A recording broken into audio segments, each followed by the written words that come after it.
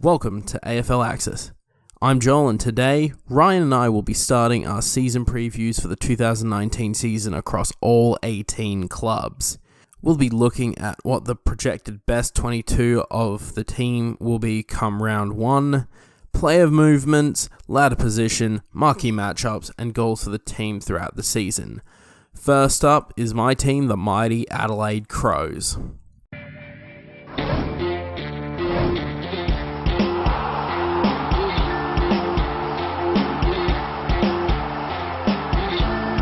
The 2018 season for the Crows was a massive disappointment across the board with the grand final appearance the year before. Copious injuries, underperformance and just general turmoil on and off the field had been features throughout the season. Big names like Tex Walker, Eddie Betts, Rory Sloane and Brad Crouch were either injured, underperformed or in and out of the side with injury. One positive was big-time acquisition Bryce Gibbs performed exceptionally well alongside Matt Crouch and Rory Laird. Also, the youth started to step up and take shape of the game. Players like The GOAT, Tom Doedee, Jordan Gallucci and Wayne Millera have been stalwarts throughout the season and look to create a foothold in the lineup, especially with some of the aging components of the Crows list begin to wind down their careers in the next couple of years. In the off-season, one trade was made with the Crows giving pick 68 to the Richmond Tigers for small forward Tyson Stengel. They also traded out Mitch McGovern to the Blues for pre-draft selection Shane McAdam and also pick 13 via Sydney. Players who were delisted or retired were Harry Deer, Paul Hunter, Ben Jarman, Jackson Edwards, Kyle Cheney, Matt Signorello, Sam Gibson and Curtly Hampton. On the first night of the draft, with pick 9, Adelaide selected Launceston midfielder Chase Jones, and with their second pick, selected Geelong Falcons small forward Ned McHenry. With picks 30 and 64, the Crows picked Will Hamill and Lachlan Scholl, along with rookieing Kieran Strachan, Jordan Butts, and re-rookieing Paul Hunter. The expectations for the Crows in the 2019 season is pretty simple. Stay healthy, and try to reclaim that domineering form which they had in 2017. It will be a challenge with the first 4 rounds providing some difficult matches, but if you're a top 4 team or a top 8 team, you should find a way to win those difficult games. Starting out with the Hawks, Swans, Cats and Roos, these should be interesting contests as all teams will be gunning for a top 8 spot. Other games I would recommend checking out would be the 2 showdowns, obviously, the matches against the reigning premiers, the West Coast Eagles, round 13 match against the Tigers, and the round 9 match against the Lions, as I think they have greatly improved and should make for an interesting matchup. With the loss of Mitch McGovern, Adelaide has a bit of a hole to fill in their third tall forward, alongside Walker and Jenkins, but to be honest, I don't think that's going to be much of a big deal. Darcy Fogarty, Adelaide's first round pick from 2017, who has played a handful of games for the Crows during the 2018 season, performed pretty well, and now with a seemingly more permanent role in the side, he will have a great opportunity to develop his skills. His size and his young age could be a valuable asset to the Crows forward line, and the ability to lead up more in a physical marking contest is something we need without Mitch McGovern in the lineup. Josh Jenkins has come off a solid 2018 season, leading the Crows with 47 goals and pretty much taking up the mantle as the number 1 forward, with Tex and Eddie not playing their best throughout the season. Hopefully, with the upswing in performance, he will actually try and take a big, strong pack mark as opposed to waiting for, the Joe the Goose out the back. I still love you, Josh. Anywho, Tex and Eddie will be looking to bounce back after poor seasons last year, in particular Tex, who has experienced on and off field controversies, whether it be the power stance, the underperformance in the grand final, the preseason camp and being suspended for the last 2 seasons.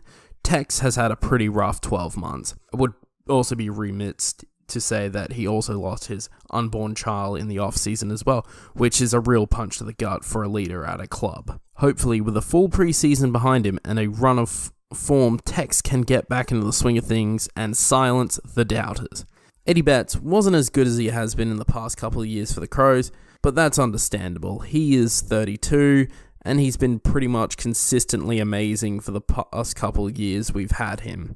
Eddie Betts wasn't as good as he'd been in the past couple of years for the Crows. So this year he may step into a role for more nurturing and mentoring the younger small forwards who are looking to take his spot once he finally does retire. The likes of Lockie Murphy, Ned McHenry, and Shane McAdam will most likely benefit the most from Eddie's more nurturing role.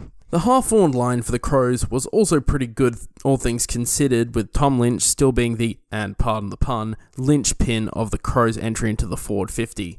Even though he missed a couple games throughout the season, he did put up brilliant performance against the Cats and pretty much won the great game for the Crows. Another revelation in the past 2 years has been Hugh Greenwood, who shifted from basketball to play for the Crows, and he has developed in spades. Dealing with a recent passing of his mother, Greenwood throughout the year has played with an unmatched tenacity and intensity that has powered Adelaide over the line in games against Port and the Lions, and honestly, I think he has another gear to reach. The other components of the half-forward line are pretty interchangeable in my opinion, with players like Jordan Gallucci, Cameron Ellis-Yolman, Riley Knight and Miles Paholke being swapped in and out of positions throughout the year. But if I hazard a guess, I would suspect that Knight, Gallucci and maybe Paholke will start filling the roles of both midfield forwards and bolster the forward structure in the 2019 season. The Crows' midfield is pretty loaded and could potentially get even stronger with the returns of key players from injuries. 2019 may mark the reunion of the Crouch brothers on the football field, which can only be a good thing for the Crows, with both players being excellent separately, so one can only imagine what they'll be like together. Matt Crouch has been a dominant force flying solo for the Crows midfield, and Brad has also been a quality player, but may be a bit slow after coming off of some significant injuries in the past couple seasons. Newly co-captain Rory Sloane is looking to continue his excellent form from last year, hopefully with less injuries this time round. Honestly, there isn't much to say about Rory, except he is probably one of the best and hard-working players on the Crows team and is an absolute legend, and I'm so excited to have him as co-captain with Tex. Richard Douglas and David McKay should be playing a fair amount of games, depending on how their form is, but I also see them being dropped for younger players if they don't continue their form. If Rory Atkins can keep up his dynamic form from last year, he should be another weapon for the Crows and filling in the gap if one piece happens to fall throughout the season. Sam Jacobs could be getting a more consistent partner with Riley O'Brien, hopefully returning back from a shoulder injury that kept him out of the 2018 season.